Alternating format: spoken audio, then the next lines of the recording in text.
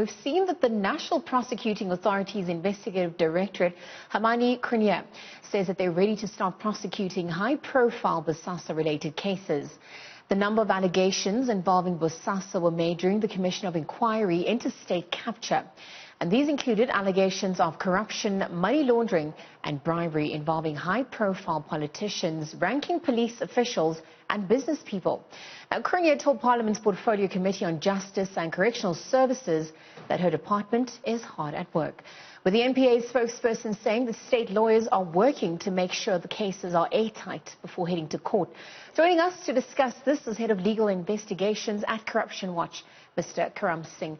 A very good morning to you, Mr. Singh. Thank you very much for joining us. Let's just start off, with what do you make of these pronouncements by the National Prosecuting Authority? Look, I think it's a very positive statement that we heard on Friday from the National Director and from the head of the Independent Directorate. There's been a lot of thirst and hunger out there for prosecutions, for understanding how they're taking the cases forward. It's been over a year since the Independent Directorate has been established. I think it's important to note that when it was established, Advocate Krunier noted that the era of state capture had created such challenges at the NPA that they actually found themselves in a situation where they had to completely rebuild some of this capacity while they pursued these cases.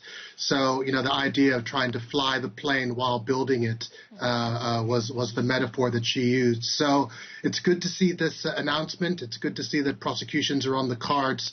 But, obviously we need to see more of this.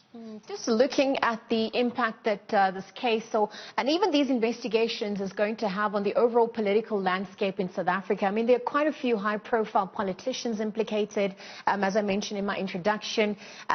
Looking at this, the ANC and some of the members implicated there. I mean, what is this impact ultimately going to have? We know that the elective conference is coming up in 2022, amongst other notable events. I mean, this is really going to test the independence of the NPA and the independence of the Special Directorate. Over the last decade of the Zuma years, we saw that there was a period of state capture. There was a complete lack of political will to pursue these cases. Now what we've seen since then is a whole raft of information coming forward through the Zondo Commission, through the various work of independent investigative journalists and media. We've seen books like The Gangster State and others which implicate, as you've mentioned, senior officials in the ruling party. So it's a real test of independence, and in some ways it does raise some questions around whether the establishment of an independent directorate by way of a presidential proclamation is sufficient to tackle the problem that we see. What's important about the model is that we see the convergence of investigations and prosecutions under the same roof, and this was what was ultimately the challenge and the demise of the Scorpions. But this was reviewed by Judge Kempepe years ago to see whether such a investigation-led prosecutions was constitutional, and it was found to be constitutional. So the model is correct, but we need something. I still think that from civil society, the argument has always been that we need a strong, independent anti-corruption agency to take forward these cases, not something which is just created by way of a presidential proclamation, but something which finds expression in the Constitution and that we know will exist beyond the span of the lifetime of a single president or a single administration. Speaking of time periods, I mean, we've seen that the length of prosecutions can often be a lengthy process, particularly when senior political figures are involved. I'm just looking at the approach that's been taken, and do you think it's going to continue? Will it take long, or do you think it will be somewhat overturned? Will we see quicker prosecutions at this rate? I think we're in for the long haul. I do think that these prosecutions will take time. I think we've seen from former President Zuma the strategies that can be that people in the dock can deploy to delay these processes. I heard the spokesperson from the NPA speaking yesterday about the need to have watertight and airtight cases. So I think if the public is waiting for quick cases, we're not going to see that. I think that's going to take time. However, there are other legal processes which possibly could be quicker, such as the process of trying to recover assets, stolen assets, through the use of civil law as opposed to criminal law. So I do think that the NPA does have a variety of tools in its arsenal, but when it comes to complex corruption-related trials, I'm afraid that these do take time, and they will take time. Looking at the credibility of the evidence that has come out at the Zondo Commission, I mean, how credible or crucial is this evidence? I mean, we've heard from the likes of Agritzi, amongst others. What is your take on that? I think the evidence is important, but I think you have to realize that when you're prosecuting a case, you have to verify every single piece of evidence independently. It's not like the NPA can just run its cases based upon testimony that's come before the Zondo Commission.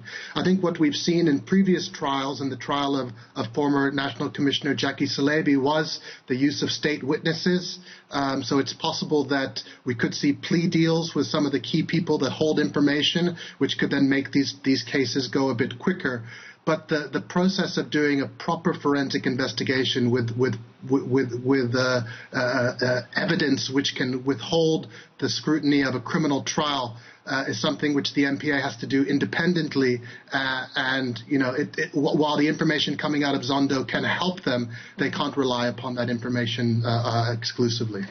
Mr. Singh, looking at Bosasa in particular, I mean, what is the impact of the death on Gavin Watson going to be for prosecutions going forward?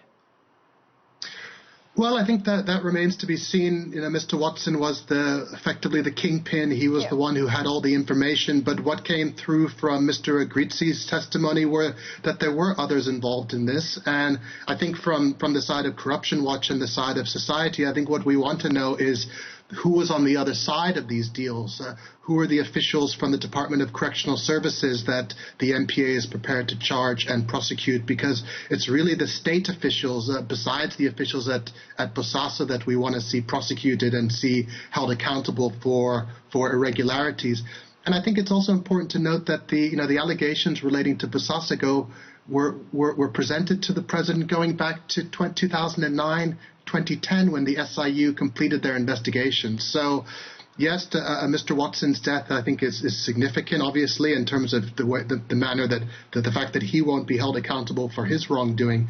But certainly there were others in this whole criminal network that have a case to answer to, and I'm sure we'll see charges. Speaking of which, the question is, why is the Bosasa case in particular being prioritized? And ultimately, who should we anticipate to be some of the first targets, as the NPA takes action?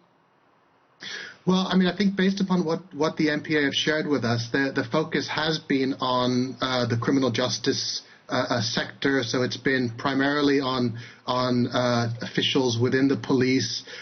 We understand that the Astina dairy farm investigation is at an advanced stage. So I think we can see some of the people that have been implicated, some of the people that were noted in Peter Louis Myberg's book coming through for prosecution in that matter. Why Bosasa has been prioritized? Possibly because the information has been on the books for such a long time that we've known about these cases long before the Agritzi testimony. I think that there's a lot of information related to Bosasa which probably makes those cases attractive to prosecute.